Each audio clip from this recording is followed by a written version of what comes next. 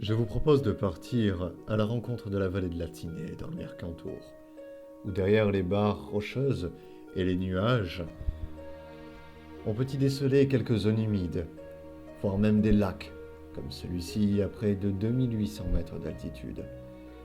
On y rencontre peu d'espèces, mais il y a quelques marmottes pour nous accueillir.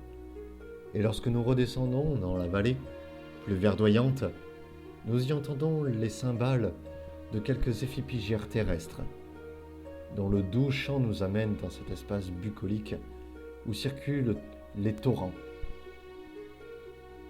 Agités par une vie et une énergie débordante, ils alimentent une vallée tout à fait verdoyante et fascinante. Nous prenons un peu plus de hauteur pour tenter de comprendre d'où vient cette eau. Nous sommes survolés par les aigles royaux et même les vautours fauves, d'immenses rapaces qui ne nous feraient aucun mal, et quelques orthoptères qui chantent parmi les herbes, des decticelles, des dectiques verrucivores, ou encore des miramelles, tant d'espèces qui ne vivent qu'en montagne et qui supportent mal les écarts de température du réchauffement climatique.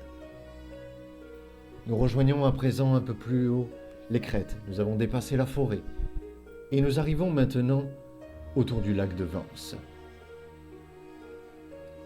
Une charmante tache bleue au milieu de couleurs vives, du jaune, du vert, du rouge.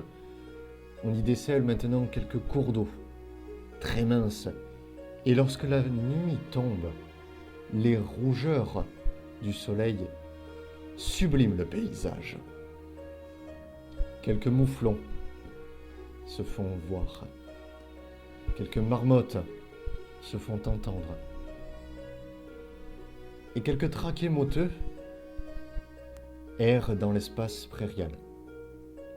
Dès le lendemain, nous passons les zones humides. Nous atteignons des marais, presque peu connus de la science.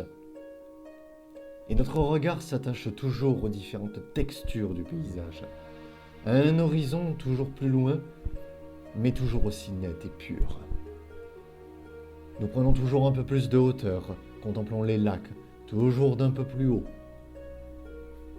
Les couleurs sont fascinantes.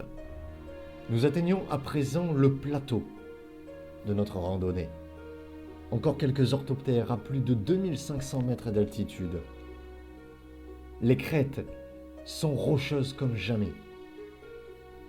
Nous y avons rencontré également d'autres orthoptères, toujours des dectiques, des decticelles, et même cette fois, des caloptènes. Des criquets tout à fait fascinants, et pas très farouches. Le paysage est à présent presque lunaire, un peu d'herbe, mais beaucoup de cailloux, et quelques taches éparpillées de genévriers. Toujours quelques curieux trachémoteux qui nous accompagnent pour manger. Et de là où nous sommes, nous contemplons une vallée verdoyante, riche. Et les différentes allures du paysage sont extraordinaires. Il n'y a plus de mots pour décrire ce que nous voyons. Et lorsque nous regagnons la forêt, les différents jeux de lumière et d'ombre qui s'opposent dans les rameaux de mélèze sont magiques.